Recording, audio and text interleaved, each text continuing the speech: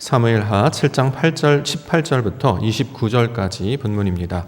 주와 같은 이가 없습니다. 주와 같은 이가 없습니다. 라고 하는 말씀의 제목입니다. 주와 같은 이가 없습니다. 이것은 오늘 다윗의 고백이기도 합니다. 22절에 나와 있습니다.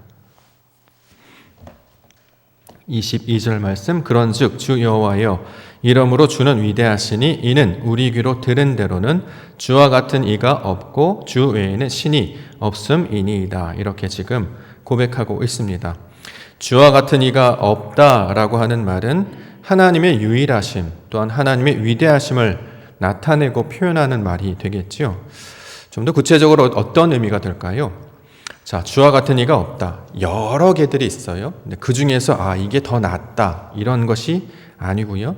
여러 개들 중에 특별한 하나를 가리키는 말이 아니라 모든 것 가운데 나타나신 하나님의 영원함, 하나님의 영광, 그의 진리, 그의 특별함을 발견하게 되었을 때 고백하는 말이 주와 같은 이가 없다라는 뜻입니다. 모든 세계와 세상의 피조물 중에 하나님은 모든 것들을 다 드러내셨습니다. 자신의 영광을 나타내셨습니다. 이렇게 자신의 영광과 위대함을 나타내시는 분은 하나님밖에 없다. 주 외에는 친히 없다라고 하는 말씀의 뜻이 되는 것입니다.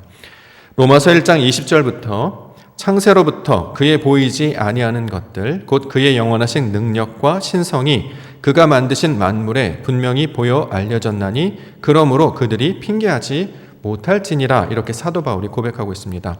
창세로부터 그의 보이지 아니하는 것들, 그의 능력과 신성이 만물에 분명히 보여서 나타난다는 거죠. 무엇만요? 하나님만 나타난다. 자, 그렇기 때문에 사람들은 그것을 거부할 수도 저항할 수도 없다. 그러므로 이것을 주밖에 없다라는 말로 지금 사용하고 있습니다. 조금 더 설명을 좀 하고자 하는데요.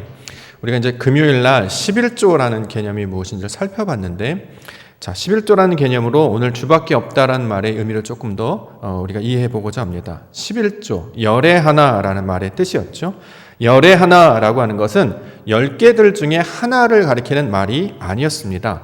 10개를 통해서 나타내고자 하는 그 뜻, 그 하나, 그 핵심, 그 진리, 그 본질을 가리킬 때 이것을 열의 하나 이렇게 표현하고 있었던 거죠. 십계명이라고 하는 10가지 말씀을 주셨습니다. 그 중에서 이것을 하나로 이야기한다는 거죠. 그럼 그 하나가 뭐가 되겠습니까? 사랑이 된다는 것이고, 이 핵심과 본질은 예수 그리스도를 나타내는 말이었습니다. 그러므로 하나님께서 나타내신 모든 것들 중에서 그 하나님의 진리의 것, 하나님의 영원하신 것, 하나님의 그 본질적인 것만이 드러나게 되어서 이것을 보게 되니까 주밖에 없군요. 하나님만이 오직 거기에 남아 있습니다. 라는 뜻으로 지금 설명하고 있는 본문입니다. 우리가 눈을 뜨면서부터 창조 사역을 보게 되지요. 그러면 하나님이 역사하시는 모든 창조 사역과 그가 하시는 모든 일들 중에서 뭐만 남겠습니까? 다른 건 다 사라지고요. 아버지 하나님의 뜻만이 남는다고요. 아버지 하나님의 영광만이 남고 그의 목적만이 유일하게 남아있어서 발견하게 해 주십니다. 마치 모든 피조물에 하나님의 능력과 신성이 나타나게 된 것처럼 모든 역사를 통해서 궁극적으로 남아있는 그 하나, 그것을 통해서 밝히 보여지는 그 목적과 진리는 하나님만이 되신다라고 하는 것이 주밖에 없습니다. 주 외에는 다른 신이 없습니다. 라고 하는 말의 뜻입니다. 자, 하나님의 역사도 마찬가지죠. 우리가 평생을 살아왔지요. 수많은 사람들을 만났고 수많은 일들을 겪었습니다. 근데 다 이게 무엇과 연결이 되어 있었습니까? 우리가 지금 여기에 하나님 앞에 예배하시는 모든 과정이었다는 거예요. 그럼 뭐만 남을까요? 하나님의 것만이 우리 안에 남겨져서 그것만 밝히 보여 알게 되었다. 자, 이것이 주밖에 없다라고 하는 이 다윗의 고백이 되고 있습니다. 그러면 주밖에 없사오니라는 말을 조금 바꿔서 이야기해 본다면 하나님만 보입니다 이런 뜻이다라는 거죠. 내 평생에 수많은 일을 감당하고 내 모든 일을 통해서 많은 일이 펼쳐졌는데 이 모든 일들 중에 펼치신 이가 하나님이시니까 이제 그 하나님만 보게 되었고 그 하나님이 전부였고 모든 것이었습니다라는 것을 알게 되었다는 말로 설명하고 있습니다. 원래 세상은 어둠 가운데 있었죠. 자, 아무것도 볼 수 없었습니다. 그래서 허우적거리며 힘들게 고민하고 원망하고 불평하게 살았습니다. 그런데 주님께서 빛이 있으라 라고 말씀하시면서 빛을 보여주셨어요. 그러면 어떻게 됐냐? 무언가 분간하기 시작하지요. 빛이 있고 나니까 윤곽이 보이기 시작하고 무언가 볼 수 있게 되었습니다. 자, 그것을 보면서 뭘 깨달아요? 빛을 깨닫게 된다는 거죠. 그 하나님을 깨닫게 된다는 거예요. 무언가 우리가 빛이 있어 이걸 보지 않습니까? 마이크도 보고 이 텔레비전 보고 앞에 나오는 사람을 보게 된 것처럼 우리 앞에 보여져 있는 이것은 그 존재를 보라는 게 아니라 이것을 보게 하시는 그 하나님을 가리키는 말. 다윗이 지금 주밖에 없다라는 것은 그 피조물과 하신 일과 내게 부어진 모든 일을 통해서 하나님만 보입니다. 왜냐하면 이것이 하나님이 하신 일이기 때문입니다. 그 이야기를 지금 하고 있는 것입니다. 오늘 본문 말씀의 앞구절은 소위 말해 이제 다윗 언약이라고 부르는 말입니다. 이름을 크게 해주시겠다. 너에게 집을 짓게 하겠다. 아들을 주고 왕위를 주어서 견고하게 하겠다. 이렇게 하나님께서 약속하시는 장면. 그래서 이것을 다윗 언약 이렇게 부르기도 합니다. 중요한 것은 무엇이냐? 하나님께서 일하시겠다는 거죠. 하나님께서 감당하시겠다라는 것입니다. 그래서 이 모든 것들, 내가 지금 이 왕궁에서 이렇게 머물러 거처하고 있었는데 이 모든 사역들이 다 하나님 때문에 벌어졌고 아버지께서 원하시는 일이었고 결국에 이를 통해서 하나님을 발견하게 되었습니다 라고 고백하고 있는 장면이 바로 다윗이 말하고 있는 주밖에 없습니다 라는 고백입니다. 21절 말씀 보겠습니다. 21절 말씀, 주의 말씀으로 말미암아 주의 뜻대로 이 모든 큰 일을 행하사 주의 종에게 알게 하셨나이다. 자, 알게 하셨다는 거죠. 이게 가장 중요한 거예요. 하나님께서 우리가 믿고 나서부터 역사하는 게 아니잖아요. 이미 많이 해오셨어요. 창세전부터 우리가 복중에 있을 때부터 태어나기 이전부터 하나님께서는 역사하고 계셨다는 거죠. 우리가 알지 못하는 우리가 자고 있던 그 순간에도 우리 하나님 역사하고 계셨습니다. 다만 우리가 그것을 깨닫지 못하고 있었던 거죠. 그런데 빛이 있음으로 말미암아 하나님께서 보여주시므로 말미암아 이것들이 다 아버지 하나님이 하셨던 것이었군요 라는 것을 보게 되었습니다. 알게 되었습니다. 하나님이 하셨습니다 라고 고백하는 것, 그 터져나오는 감탄을 오늘 다윗의 기도라는 말로 지금 설명하고 있습니다. 성경에서 이제 여러 가지 일들이 이제 벌어지지 않습니까? 이제 성경에서 벌어지는 일들, 그것을 우리가 다른 말로 사역한다, 일한다 이렇게 표현하거든요. 성경에서 말하는, 이 세상에서 말하는 사역하는 그 주체는 누가일까요? 모든 것의 주체는 하나님 또는 예수님밖에 없습니다. 우리가 보통 사역한다 말하면 사람은 하는 일이 아닙니다. 우리가 무슨 일을 합니까? 마치 사람이 하는 것과 착각한다는 거죠. 그게 아니에요. 하나님이 하시는 일을 우리가 볼 뿐이에요. 우린 그저 거기를 지켜나가는 것뿐이고 지나가는 것뿐이죠. 성경을 해서 이 땅 가운데 사역하는 분은 하나님이시요 예수님밖에 없다. 이것을 하나님이 사역한다라는 말로 합니다. 근데 그것을 알게 되었어요. 그러니까 뭐라고 고백하느냐?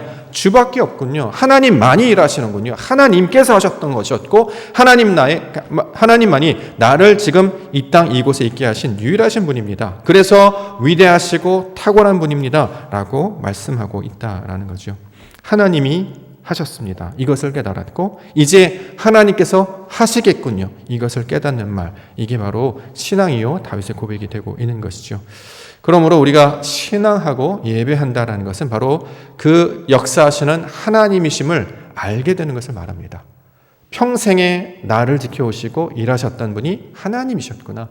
예수 그리스도께서 역사하심으로 말미암아 내가 하나님의 거룩한 백성이 되었구나. 그것을 다시 한번 깨닫고 하나님께서 마련해 주신 예배 가운데 나와서 그가 역사하셨음을 다시 한번 듣고 그가 어떤 일을 하셨는지 우리가 마음으로 받는 일, 이것을 예배라고 말하고 이 길로 하나님을 점점 더 알게 되어서 밝히 보여지는 모든 과정을 신앙 이렇게 얘기하는 거죠. 그러므로 믿음의 백성들은 그가 하시는 것들을 보여주면 그의 길로 나아가기 시작합니다. 길로 나아가고 진리로 나아가서 생명에 다다르는 길, 이것이 결국 구원의 길이고 하나님이 하시는 일임을 말씀하고 있습니다. 오늘 우리 예배를 하고 있는데요, 하나님이 주신 말씀을 통해서 우리를 위해서 역사하셨던 그 하나님을 만나시고 발견하시는 믿음의 시간, 은혜 시간 되기를 간절히 소망합니다. 이것이 우리가 붙들고 고백해야 될 유일한 고백이 되기 때문입니다. 하나님께서 부르실 그 마지막 날에 우리가 고백할 수 있는 말이 무엇이 있겠습니까? 내가 이런 것도 했습니다. 내가 저런 것도 했습니까? 했습니다. 그러겠을까요? 아니었어요. 사도 바울처럼 내가 나의 나된 것은 하나님의 은혜로 된 것이다. 그건 다른 게 아니죠. 내가 한 것이 아니고 그분이 하셨습니다. 이것을 우리 가운데 요구하시는 하나님께서 말씀이 되고 있습니다. 오늘 다윗의 모습을 통해서 그 역사하시는 하나님을 발견하시는 우리 믿음의 시간 되기를 소망합니다. 자, 첫 번째는 기도에 관한 이야기하고 있는데요. 다윗을 통해서 말씀하고 있습니다. 18절과 19절. 다윗 왕이 여호와 앞에 들어가 앉아서 이르되 주 여호와여 나는 누구이오며 내 집은 무엇이기에 나를 여기까지 이르게 하셨나이까. 주 여호와여 주께서 이것을 오히려 적게 여기시고 또 종의 집에 있을 먼 장래 일까지도 말씀하셨나이다. 주 여호와여 이것이 사람의 법이니이다. 자, 다윗 왕이 여호와 앞에 들어가 앉아서 말했다, 이렇게 시작하고 있죠. 자, 여호와 앞에 나아가서 들어가서 앉아서 말했습니다. 어디를 가리키는 말일까요? 여호와 앞이라고 했잖아요. 여호와 앞이라고 했는데 여호와 앞이 어디를 말하는 거죠? 어디로 나아가면 여호와 앞에 앉을 수 있습니까? 또 그에 대해서 말할 수 있습니까? 자, 이것은 묘사를 한 것이긴 한데 이것은 그대로 실질적으로 하나님 어디 앉아 계셔서 우리가 나아가는 그 모습을 가리키고 있는 말이 아니지요. 하나님은 어디에도 계시고 모든 것 가운데 다 있기 때문입니다. 이건 무슨 뜻이냐면 하나님 앞에 나아가서 앉아서 말한다라는 것은 하나님께서 말씀하신 성전이 되었다라는 뜻이에요. 이것을 하나님 앞에 나아가서 앉아서 말했다. 이걸 교통하다라는 말을 설명하고 있는데 이것을 이런 모양으로 우리 가운데 설명해 주신다는 거죠. 하나님은 모든 것에 다 계시잖아요. 그럼 우리가 어떻게 하나님 앞에 나아갑니까? 말씀을 들어요. 그래서 그 말씀을 우리 심령 가운데 새깁니다. 그럼 우리가 성전이 되는 거죠. 그 성전, 하나님이 거하시는 장소가 되었기 때문에 내가 이전에는 말씀이 없어서 깨닫지 못하다가 진리의 말씀을 깨닫고 나니까 그 하나님의 뜻이 무엇인지를 알게 되었어요. 그것을 어떻게 얘기하느냐? 이렇게 들어가서 앉아서 말했다라는 말로 표현하고 있다는 거죠. 실제로 이 들어가다라고 하는 단어는 우리가 소위 말하는 엔터, 입장하다 이런 뜻이 아니에요. 교통하다 이런 뜻이에요. 드나들다. 하나님과 내가 전하고 듣고 그러니까 호흡하는 것과 똑같습니다. 들이마시고 내뱉는 것으로 하나님과 그런 존재가 되었다. 여호와 앞에서 하나님 보이신 영광 앞에서 내가 하나님의 말을 하는 사람이 되었다라는 뜻으로 설명하고 있습니다. 하나님의 말씀을 온전히 깨달았습니다. 그래서 그 깨달은 말로 하나님 앞에 말합니다. 이것을 뭐라고 그러죠? 이것을 기도라고 말한다고요. 그것을 오늘 설명하고 있습니다. 27절의 말씀에 나와 있죠. 27절 만군의 여호와 이스라엘의 하나님이여 주의 종의 귀를 여시고 이르시기를 내가 너를 위하여 집을 세우리라 하셨으므로 주의 종이 이 기도로 주께 간구할 마음이 생겼나이다. 자, 종의 귀를 열어주셨어요. 그리고 말씀하셨죠. 너를 위하여 집을 세울 것이다. 약속의 말씀을 전해주셨어요. 하나님의 말씀을 들었습니다. 그랬더니 어떤 일이 맺혀지느냐? 기도하는 마음이 생겼다는 거죠. 우리가 기도하는 자가 되었다는 말을 이렇게 지금 이야기하고 있다는 거죠. 성경에서 말하는 기도 우리가 간간히 우리가 살펴봤습니다만 성경에서 말하는 기도는 내가 원하는 것을 말하는 것이 아닙니다. 하나님께서 들려주시는 말씀, 아버지께서 원하시는 말씀이 내 안에 채워진 상태를 가리켜서 기도라고 말한다는 거죠. 이게 세상의 종교와 구별되는 거예요. 기도 이렇게 얘기하면 뭐든지 구하면 된다는 것이구나. 원하는 걸 말해. 그러면 하나님이 좋으신 분이니까 다 주실 거야. 이건 종교예요. 그건 진리가 아닙니다. 기독교에서 말하는 기도는 그런 내용이 아니다라는 거죠. 하나님께서 우리의 귀를 열어주셔야 돼요. 그래서 하나님의 말씀을 들어야 됩니다. 듣고 나니까 뭘 얘기하시냐면 집을 세우시겠대요. 여기서 말하는 집은 왕조를 세우다, 다윗의 왕권을 세우다 이런 말로 이제 많이 번역을 했는데요. 실제로는 우리 마음이 하나님이 거하실 집이 되게 하시겠다라는 뜻이에요. 내가 하나님의 백성, 하나님과 똑같은 모습으로 살게 하시겠다라고 하는 것이 집을 세우겠다라는 모습이 된다는 거죠. 이전에는 말씀이 없었잖아요. 그래서 하나님의 백성 살지 않았습니다. 근데 이제 하나님 우리를 불러주셨고 듣게 해주셨고 알게 해주셨어요. 내 마음이 하나님이 거하는 성전이 되었습니다. 그럼 비로소 뭐라고 그러냐? 이것을 기도라고 이야기한다고요. 누가 기도냐면 무엇이 기도냐면 저와 여러분들이 하나님의 기도예요. 우리를 빛이라고 얘기하잖아요. 이걸 기도라고 이야기한다고요. 말하는 게 아니에요. 다 우리가 필요한 걸 다 아시는 분이잖아요. 무엇이 필요한지 먹을 건지 마실 건지 입을 건지는 다 안다라는 거죠. 이 땅에서 필요한 모든 것들을 하나도 주시지 않고 생명을 보내신 게 아니었다는 거죠. 그거 먹고 살라고 그냥 그거 하나님 먹을 거 주세요, 입을 거 주세요 이걸 구하라고 이 땅에 보내신 게 아니에요. 이 땅에 보내신 것은 보여지는 사람인데 이 사람이 하나님과 똑같네, 아버지의 아들이네, 나의 백성이네, 이걸 보여주려고 세상에서 보이는 그 빛이 되게 하려고, 이게 하나님이 원하는 그 기도가 되게 하려고 우리 가운데 이것을 말씀해 주셨다라는 거죠.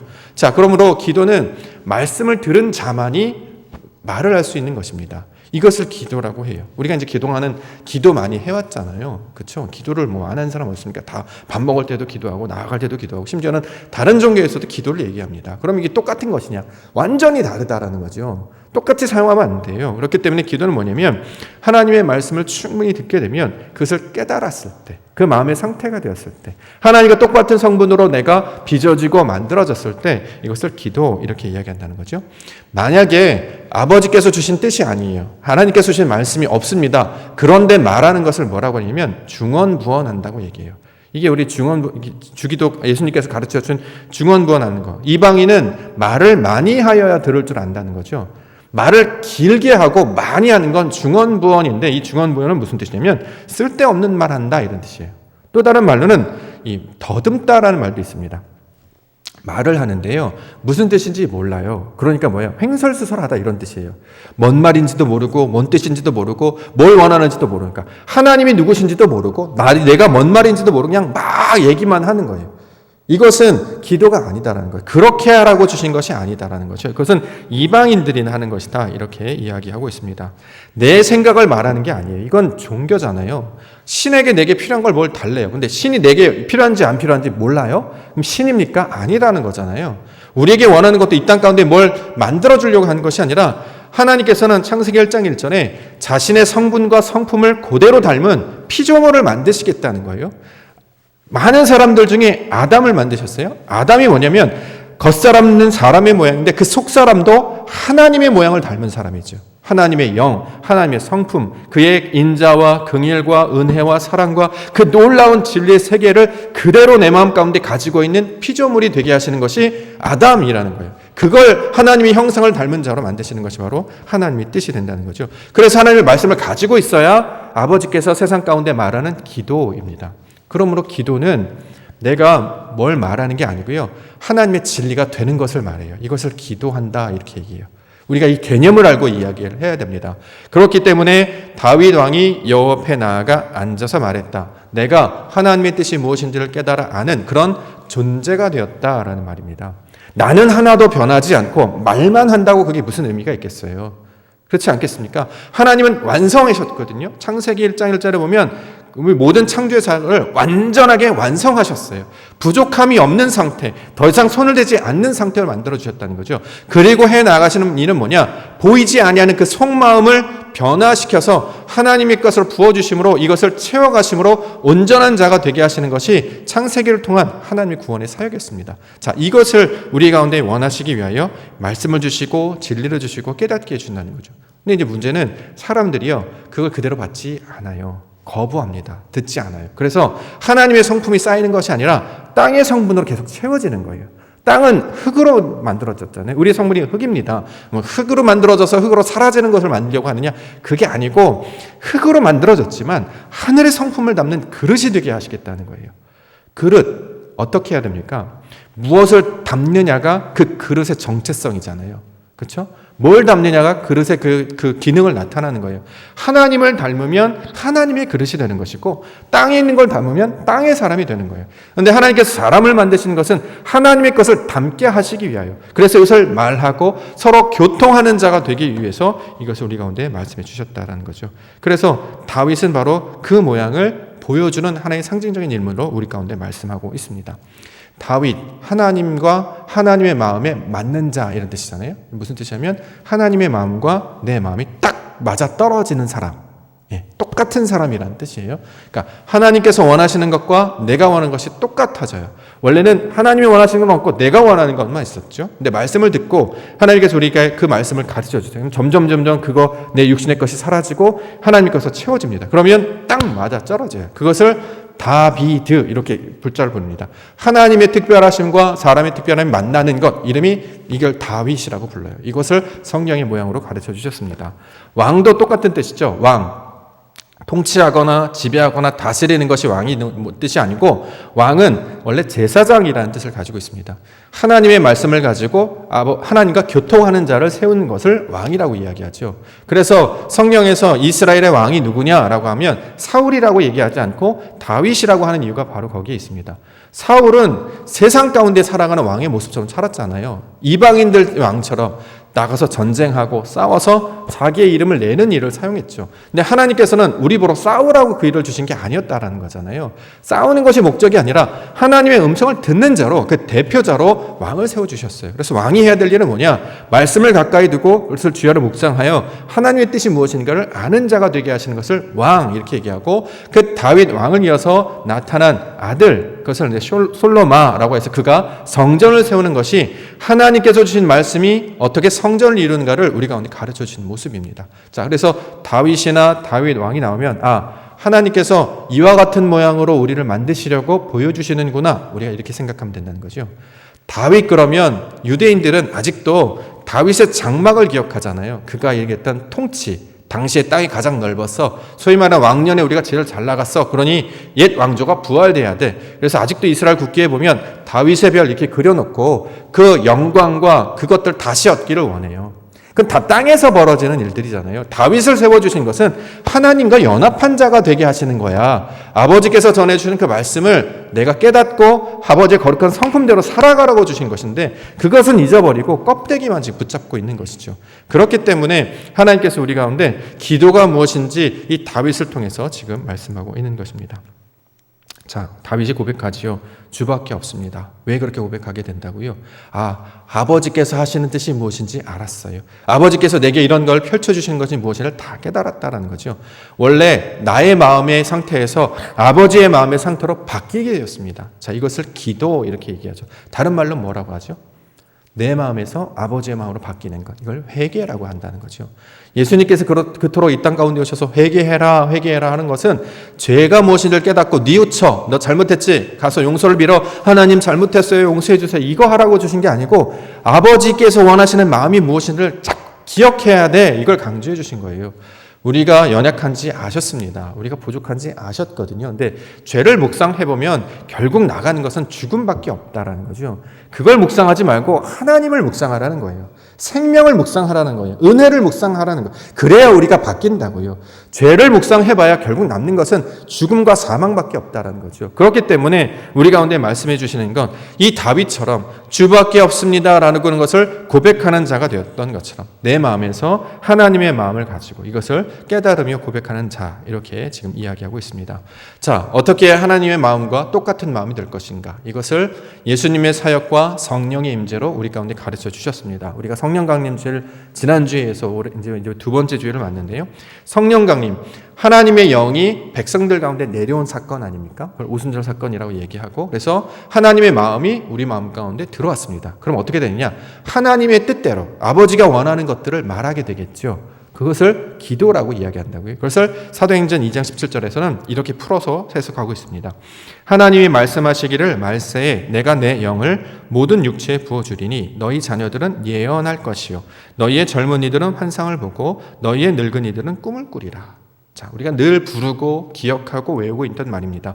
예언한다, 환상을 본다, 꿈을 꾼다. 이렇게 딱 들어보면 되게 멋진 말이잖아요. 그렇죠? 예언한다, 멋있잖아요. 왠지 환상을 본다, 뭔가 신기한 일이 있고, 꿈을 꾼다, 굉장히 멋진 말입니다. 근데 이게 다 하나를 가리키는 말이에요. 뭘 가리키죠? 하나님을 알게 되는 걸 가리키는 말이에요. 다른 건 아닙니다. 환상 본다 그랬더니 제 꿈은요, 제가 비전은요, 뭐 세계에 어쩌고 저쩌고 우리 보러 그런 일 하라고 주신 게 아니에요. 너는 너의 삶 가운데 하나님을 만나는 자가 되어야 돼. 그래서 예언한다고 얘기해요.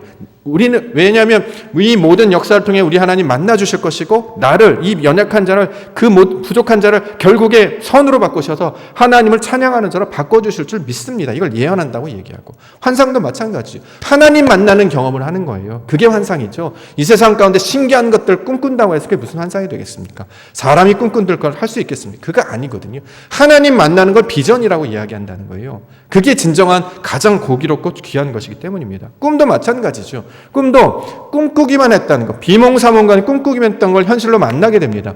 아버지 하나님, 듣기만 하였사온데 내가 하나님을 보았습니다. 안나처럼, 시몬처럼 말씀과 약속을 붙들고 있었더니 예수 그리스도를 눈으로 보게 됐던 것처럼 그 영광을 보게 하는 자들을 세워주시는 일, 이것을 성경은 꿈꾼다 이렇게 이야기한다는 거죠. 그러한 자들로 하나님의 마음을 품게 되면 우리에게 있어서 가장 귀한 가치와 목적은 무엇이냐? 하나님을 만나고 발견하고 보게 되는 일인 줄 믿습니다. 그래야 살아요. 이걸 산다고 얘기해요. 삶 가운데 하나님이 하시는 일을 보고 계십니까?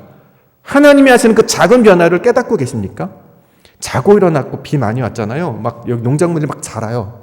이거 언제 이렇게 자랐을까요? 분명히 이렇게 요만큼 컸을 거예요. 줄 거놨거든요. 이만큼 자랐어요. 누가 하셨죠, 이거를? 우리 아이들 자고 일어났더니 막 이렇게 커 있어요. 누가 하셨죠? 세상이 이렇게 깨끗해. 누가 하셨죠? 이런 것들, 변화들을 조금씩 우리로 깨닫게 해주세요. 이전에는 이런 일인지 몰랐어요. 그냥 원래 그런 일이야. 그냥 남들이 다 그래. 그게 아니라, 이거 다 하나님이 하시는 것이구나. 더군다나 이것이 나와 관련된 일이구나라는 것을 깨닫는 것을 가리켜서 우리 가운데 고백하기, 주와 같은 이가 없습니다라고 고백하게 하시는 하나님의 뜻이 된다라는 거죠. 성령 강림절 위에 소망이 생겼습니다. 우리도 그런 교회가 되기를 원합니다. 어떤 교회? 하나님을 만나는 교회예요. 진리로 예배하는 교회예요. 진리로 사랑하는 교회예요. 진리로 열매 맺는 교회예요. 그래서요, 어떻게 하면 하나님을 가장 먼저 만날까? 이런 것들을 말하고 이것을 꿈꾸고 이것들을 함께 소망하는 그런 교회가 되기를 원합니다. 우리가 코로나 시작하면서 열심히 지침 잘 따랐잖아요. 방역 지침도 잘 따르고 마스크도 쓰고 모이지 말라고 하면 모이지 말고 또 잠깐 쉬었다 하면 쉬었다라고 하고 다 말 잘 들었습니다. 요즘엔 또 백신 맞으라고 하네요. 백신 맞기 시작했습니다. 전 기대합니다. 우리 교인이 40명 정도 되는데요. 우리 교회가 제일 먼저 방역에 이기 있게 되지 않을까요? 숫자가 작으니까. 그렇죠? 가장 먼저 우리가 다 면역력 키워서 다 같이 예배, 우리 교회는 예배가 가능한 교회입니다. 5인 이상 이제 모이기도 하고 7인 연습도 한다니 다시 찬양대도 세워지고 우리 주일학교 좀 더 활성화되고 청년들 모여서 가장 먼저 이런 것들 이루게 됐습니다라는 것을 말할 수 있는 교회. 이런 것들을 우리가 좀 꿈꾸는 시간이 됐으면 좋겠다 생각을 해보게 됐습니다. 결국 이 면역력이라고 하는 것은 내성 아니니까요. 내성. 그렇죠? 우리가 속 사람이 힘을 길러야 바깥에 어떤 병균이 들어와도 이거 싸워서 이기게 하는 거잖아요. 마찬가지로 우리 안에 하나님의 말씀이 들어오고 성령이 들어오고 진리를 깨달아서 그 속사람이 강건해짐으로 말미암아 세상의 어떤 비바람과 폭풍과 교훈과 풍조에도 흔들리지 아니하는 진리의 사람이 되는 것. 자, 이런 것들 우리가 함께 꿈꾸며 나아가기를 원합니다. 우리가 60주년 지금 맞아서 여러 가지 준비하려고 하는데 무엇들을 우리가 말할 수 있을까? 앞으로 하나님이 하시는 일, 그것이 과연 무엇일까? 우리는 그러면 어떤 일을 붙잡고 나아갈까? 이것들을 함께 이야기하고 큰 일을 말하는 자들, 그런 교회가 되기를 소망합니다. 이것을 가리켜서 뭐라고 하냐? 기도라고 이야기한다는 거죠. 결국 우리는 사람의 일을 하려고 우리의 이름을 내려고 하는 것이 아니고요. 하나님의 영광을 맛본 자들로서 아버지께서 원하시는 일들을 세상 가운데 드러나는 것을 감당함으로써 빛이요 기도가 되는 백성들이 되고자 하는 것이죠. 이것들을 우리가 함께 소망하며 나아가기를 원합니다. 두 번째는 하나님의 큰 일을 말하는 자 이야기하고 있습니다. 23절과 24절. 땅의 어느 한 나라가 주의 백성 이스라엘과 같으리이까 하나님이 가서 구속하사 자기 백성으로 삼아 주의 명성을 내시며 그들을 위하여 큰 일을 주의 땅을 위하여 두려운 일을 애국과 많은 나라들과 그의 신들에게서 구속하신 백성 앞에서 행하셨사오며 주께서 주의 백성 이스라엘을 세우사 영원히 주의 백성으로 삼으셨사오니 여호와여 주께서 그들의 하나님이 되셨나이다. 자, 여호와께서 큰 일을 행하셨다라는 것을 깨닫게 됐어요. 어떻게 해야 깨달을 수 있을까요? 하나님이 감당하신 많은 일들이 있는데 우리는 그걸 대부분 알지 못하고 깨닫지 못하고 살아가잖아요.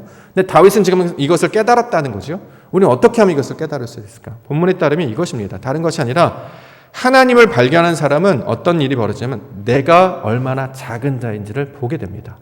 그래야 하나님이 보인다는 거죠.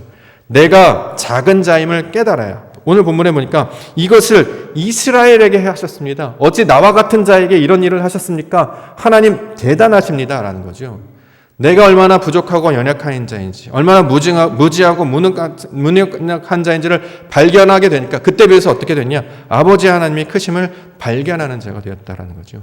이 대표적인 증거가 바로 사도 바울, 우리가 예로 들 수 있을 것입니다. 그는 누구보다도 지식과 열심과 욕망으로 열심히 신앙생활을 했었던 사람입니다. 그런데 이렇게 고백해요. 나는 핍박자였고 박해자였고 교회를 핍박하는 자였다. 이렇게 고백한다는 거죠. 디모데전서 1장 13절. 내가 전에는 비방자요 박해자요 폭행자였으나 도리어 긍휼을 입은 것은 내가 믿지 아니할 때에 알지 못하고 행하였습니다. 예전엔 그게 믿음이라고 생각했는데 그 믿는 것이 아니었구나. 안다고 생각했는데 그건 알지 못하고 행하는 것이구나. 그 결과가 어떻게 나냐? 핍박하고 비방하고 폭행하는 것으로 나타나는 거죠. 이것이 왜 그렇습니까? 눈이 가려져 있기 때문에 그렇습니다. 왜요? 내가 높아져 있으면 눈이 가려져요. 하나님의 자리에 앉으려고 하면 오만한 자에 그 죄인들의 길에 서면 보이지 않는다는 거죠. 신앙은 우리로 하나님을 깨닫게 하는 것은 우리가 얼마나 작은 자임을 깨달아서 다시 하나님보다 낮추시는 그 낮은 자리로 가게 하시는 하나님의 인도하심이 되고 있습니다. 그래서 하나님을 만나서 주밖에 없습니다라고 고백하는 사람은 어떻게 됩니까? 자신을 낮추는 자가 될 수밖에 없다라는 거죠. 마태복음 18장 3절 4절 이르시되 진실로 너희에게 이르노니 너희가 돌이켜 어린아이들과 같이 되지 않으면 결단코 천국에 들어가지 못하리라. 그러므로 누구든지 이 어린아이 같이 자기를 낮추는 사람이 천국에서 큰 자니라. 세상에서는 내가 커야 큰 일을 한다고 생각해요. 그렇죠. 그래서 지식도 갖고 능력도 갖고 힘을 가지려고 합니다. 근데 성경에서 말하는 큰 일은 낮추는 일이 큰 일이라는 거죠. 왜요? 하나님이 역사하시기 때문에. 하나님보다 더 센 사람이 있습니까? 하나님만 역사하시는데 하나님보다 더 능력 있는 자가 있습니까? 없다라는 거죠. 그걸 온전히 발견하게 된 사람은 자신을 낮춥니다. 그렇습니다. 나는 믿음이 연약합니다. 나는 능력이 없습니다. 나는 별 볼 일 없습니다. 그러나 우리 하나님이 하실 것입니다. 그래서 우리가 기도할 때에 하나님이 일하신다라고 이야기하는 이유가 뭐냐면 우리가 멈춰서게 되면 그의 말씀을 듣고자 우리가 멈춰서면 하나님의 역사를 우리 가운데 보여주시는 일로 설명하고 있기 때문입니다. 그래서 기도라는 말이 우리 가운데 나타나는 하나님의 방법이 되는 거죠. 우리로 일을 시키라면 기도하라고 말씀하시지 않았겠죠. 너희가 가서 일을 해라. 나한테 보고해. 잘하면 내가 상을 줄 것이고 못하면 벌 줄 거야. 이렇게 하셨겠죠. 근데 그렇게 하지 않으셨어요. 너희는 가만히 지켜보아라. 내가 그 일을 할 것이다. 그러므로 그 일을 보고 깨닫는 것을 가르쳐 기도하는 자라는 거죠. 그래서 신앙 가운데 어떻게 나타납니까? 기도하는 자로 나아갑니다. 하나님의 일하심을 믿는 자, 나의 작음을 알고 하나님의 크심을 믿는 자, 바로 이것이 다윗의 고백으로 말하고 있는 하나님의 능력이 되고 있습니다. 그 마지막 향이 어디로 가고 있냐면 영원히 복을 받게 해달라 이렇게 지금 간구하고 있습니다. 28절과 29절입니다. 주 여호와여 오직 주는 하나님이시며 주의 말씀들이 참되시니이다. 주께서 이 좋은 것을 주의 종에게 말씀하셨사오니 이제 청하건대 종의 집에 복을 주사 주 앞에 영원히 있게 하옵소서. 주 여호와께서 말씀하셨사오니 주의 종이 집이 영원히 복을 받게 하옵소서 하니라. 자, 간구할 마음 기도가 되어서 이제 하나님께 말합니다. 그래서 뭘 구했느냐? 하나님을 구했다라는 거잖아요. 그렇죠? 그의 나라와 의를 구한 것과 똑같습니다. 세상의 것, 내게 필요한 그걸 달라고 구한 게 아니라 종의 집이 영원히 복을 받게 해주옵소서 이렇게 간구했다는 거죠. 이게 우리의 고백이 되어야 된다라고 지금 말하고 있습니다. 그러면 주의 집에 영원히 복을 받게 해달라고 하는 것은 무슨 뜻이냐? 영원히 복을 받게 해달다.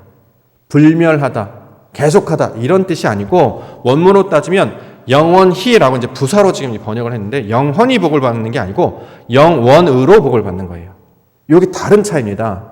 영원으로 복을 받다는 건 영원이 무슨 뜻입니까? 진리라는 뜻이에요. 하나님이라는 뜻이죠. 영원은 뭐냐면 시간과 공간이 사라진 상태를 말하죠. 영원은 무한한 시간이 없는 상태, 공간도 없는 상태를 말하는 게 그게 영원이죠. 이걸 다른 말로 진리라고 이야기하고 이것을 하나님을 가리키는 말로 우리 가운데 가르쳐 주셨어요. 그래서 하나님을 소개할 때 영원하신 하나님, 영원의 하나님, 영원이신 하나님을 설명한다는 거예요. 우리는 피조물인데 시간과 공간의 제약을 받으며 살아갈 수밖에 없습니다. 사람한테도 영향을 받아야 되고요. 비가 오면 비를 맞아야 되고 어려운 일이 있으면 어려운 일을 당해야 됩니다. 이 제약이 있어요. 근데 어떻게 살아가나요? 이 세상 가운데 그런 제약을 받는 사람을 살지 않고 영원으로 살게 해 주옵소서 이렇게 지금 기도하고 있는 거예요. 그러면 시간에도 매이지 않고 공간에도 매이지 않는다는 거죠. 시간이 뭡니까? 과거에 있었던 일로 내가 흔들리지 않아요. 우리가 고통받는 이유가 뭐예요? 과거 때문 아닙니까? 옛날에 있었던 일 때문에. 이게 언제적 일인데 아직까지 이야기가 나오나요? 다 지나갔잖아. 끝난 거잖아. 지나왔어요. 이제 건너왔잖아요. 강을 건너왔으면 잊어버리셔야죠. 새 것이 되고 피조물이 됐으니까 사라져버렸는데 내가 지금 있는 정체성은 저 멀리 내가 무슨 공부를 얼만큼 했고 어디 출신이고 뭘 했느냐가 중요한 게 아니라 지금 여기에 하나님께서 이끄시는 백성이 됐다는 이 사실이 제일 중요하다는 거죠. 그래서 이것을 이스라엘이라고 이야기해요. 미래가 있습니다. 앞으로 어떻게 될지 몰라요. 불안하죠? 불안하지도 말라는 거예요. 왜요? 하나님께서 이걸 다 알고 계시기 때문에 그가 우리와 함께 하시고 내가 너와 어디든 함께 하리라 말씀하시지 않습니까? 이게 바로 영원으로 복을 받는 거예요. 우리가 그런 존재가 되겠죠? 또 사람에게 영향을 받잖아요. 누가 이렇게 얘기하면 좋고 누가 저렇게 하면 화나고 이게 영향받는 거 아닙니까? 피조물이라 그래요. 근데 영원으로 복을 받으면 사람에게 영향받지 않아요. 왜요? 이것을 통해서 역사하시는 하나님의 뜻을 바라보기 때문이죠. 요셉이 형제들이 자기를 팔았음에도 불구하고 그걸 용서했습니다. 왜요? 하나님께서 이것을 바꾸셔서 선을 이루셨다는 걸 봤기 때문이죠. 그래서 영원으로 사는 자가 되었지 않습니까? 이걸 영원으로 산다고 하죠. 또 환경의 지배를 받는 자였죠. 거기가 뭐 보디발의 집이었던 또는 감옥이었던 또는 애굽이었던 상관이 없어요. 환경이 나를 다스리는 것이 아니라 아버지 하나님의 말씀이 있느냐 없느냐, 이게 나를 다스리는 기초가 되기 때문입니다. 그러므로 이것을 가리켜서 영원으로 사는 자가 되게 하옵소서. 다른 말로 진리로 사는 자가 되게 하옵소서. 우리가 진리를 추구하고 이것들을 연구하고 배우려고 하는 이유는 성경에 나오는 모든 내용들은 마찬가지 아니겠습니까? 사람을 통해서 역사하고 시간을 통해서 역사, 사건을 통해서 말합니다. 근데 이런 것들이 그 시대에 해당하거나 이 땅에 해당하면 진리가 되지 못하겠죠. 그것을 초월하여서 말씀하시는 하나님의 뜻을 알아야 합니다. 10개의 말씀을 주셨으면 그 가운데 이렇게 떠오르는 그 하나, 이걸 하나님이라고 이야기하잖아요. 우리가 이것을 깨닫는 것처럼 우리가 세상을 살아갈 때도 이 모든 환경과 상황 가운데 있을 때 그것에 매이는 것이 아니라 그것을 초월하는 그 하나님의 동행하는 자로 사는 것을 영혼으로 사는 자로 말하고 있다는 거죠. 복을 받는다라고 하는 것, 이거 바라크라는 단어. 하나님께서 자신의 성품과 속성을 말씀 우리 가운데 부어주세요. 그래서 어떻게 되냐? 교통하는 자가 되게 하신다는 거죠. 내버려 두시는 것이 아니에요. 던져놓고 야, 너 고생해, 너 한번 해봐, 이게 아니라 계속 우리와 말씀하시고 인도하시고 이끌어주시고 반응하게 하시는 그러한 자들로 우리를 인도해 가시겠다. 그래서 그걸 제사장이라고 부르기도 하고 왕이라고 부르기도 해요. 이런 존재가 되었다는 거죠. 너 혼자가 아니야. 내가 함께 있어. 네가 말하고 나는 너에게 요구할 거고, 내가 인도하는 데 따라가면 너는 그것에 기도가 될 거고 찬송이 될 것이고 영광이 될 것이야. 지금 이렇게 이야기한다는 거죠. 이렇게 영원으로 사는 것을 영생한다, 이렇게 말하고 있습니다. 요한복음 3장 16절, 하나님이 세상을 이처럼 사랑하사 독생자를 주셨으니 이는 그를 믿는 자마다 멸망하지 않고 영생을 얻게 하려 하심이라. 영생, 죽지 않는 영원한 생명, 이게 아니라 하나님이 말씀하신 그 영원의 상태, 이걸 영생이라고 말한다는 거죠. 진리로 사랑하는 것을 영생이라 이렇게 얘기합니다. 요한복음 17장 3절, 영생은 곧 유일하신 참 하나님과 그가 보내신 자 예수 그리스도를 아는 것이다. 하나님의 뜻을 알았어요. 그가 보내신 자 예수 그리스도를 알았어요. 예수 그리스도는 뭐로 나타났습니까? 율법으로 나타났죠. 말씀으로 나타났습니다. 그래서 그가 보내주신 이 성경, 이 말씀이 율법이 되어서 그 한 자 한 자로부터 피워주신 하나님의 모든 성품으로 내게 채워서 이것을 묵상하고 이것을 되뇌이고 이것을 새기게 되었으니 하나님의 뜻을 알게 되었죠. 그러므로 그 진리로 깨닫는 자가 되었기 때문에 내 모든 상황이나 환경이나 시간의 공간에 제약을 받지 않고 하나님이 보시는 그 시각에 하나님과 마음과 똑같은 마음으로 살아가기 때문에 이것을 영원, 영생, 구원, 거듭남, 하나님의 백성, 이렇게 말씀하고 있는 것이죠. 이것이 바로 창조의 목적입니다. 우리를 하나님으로 살게 하시는 것이 하나님의 창조의 목적이라는 거죠. 저와 여러분들 그렇게 빚어가실 거예요. 자, 신앙생활하면 이제 힘든 일 많이 생기시잖아요. 근데 이것을 신앙생활 안 해도 힘든 일이 생겨요. 그렇죠? 근데 신앙생활 하면 뭐가 달라지느냐? 예전에는 내게 있어 되게 중요한 문제, 대부분 이제 정체성과 관련돼 있어요. 나의 어떤 자존심, 나의 어떤 욕망, 이런 것과 관련이 있어요. 근데 이런 것에서부터 자유하게 됩니다. 그래서 예전에 이걸 붙들고 있어야 돼, 이걸 절대 놓치면 안 돼, 이걸 갖고 있었는데 주님을 만나게 되면 이게 다 사라져 버려요. 풍부에 처할 줄도 알고 비천에 처할 줄도 알아요. 사도 바울은 말씀을 전하다가 매를 맞기도 합니다. 근데 그 모든 것들을 고통이나 고난이나 환난이나 핍박이나 어려움으로 이야기하지 않고 하나님과 만나서 동행하는 그 소위 말하는 연애의 과정으로 설명하고 있다는 거죠. 그와 함께하니 그 어디나 하늘나라고 내 육신의 모든 헛된 것이 떠나가게 돼서 마침내 나아가는 진리만이 남게 되니 이것이 바로 하나님께서 내게 원하시는 것이구나. 마지막에 남는 건 그것은 무엇입니까? 주와 같은 분은 없습니다. 그 고백만 남게 하신다는 거죠. 우리가 이제 신앙생활 하는데요, 마지막 순간에 뭐만 남냐면 하나님께서 원하시는 그것만 남아요. 그걸 영이라고 하거든요. 영만 남고 육은 다 사라질 거예요. 똑같지 않겠습니까? 세상에 쌓아놓는 모든 것은 다 사라질 것이에요. 먼지고 바람이고 아무것도 아니에요. 다 사라질 것인데 하나님께서 우리에게 말씀한 그 영만이 우리 가운데 채워지고 이것으로 말미암아 하나님께서 우리에게 예배 받으시고 다시 응답 받으시를 원하신다는 것이죠. 이것을 위해서 우리를 부르셨고요. 말씀을 듣게 해 주셨습니다. 그러므로 우리가 날마다 고백해야 되는 것, 세상 가운데서 말하고 있을 때 그것 가운데 역사하신 그것이 무엇인가, 이걸 진리라고 말하는데 이것을 깨닫는 자들이 되기를 원합니다. 2021년도 진리로 예배하고 사랑하고 열매 맺는 교회가 되자라고 하는 것은 우리가 그런 주제를 가지고 개념을 가지고 세상을 바라보면 그런 것들이 보이기 때문이지요. 그렇죠? 아무래도 관심을 두게 되고 마음을 두게 되면 그런 일이 아닐까? 하나님이 주신 거 아닐까? 이렇게 보게 되지 않겠습니까? 그럼 연습을 하게 되면 될수록 더 많이 알아가요.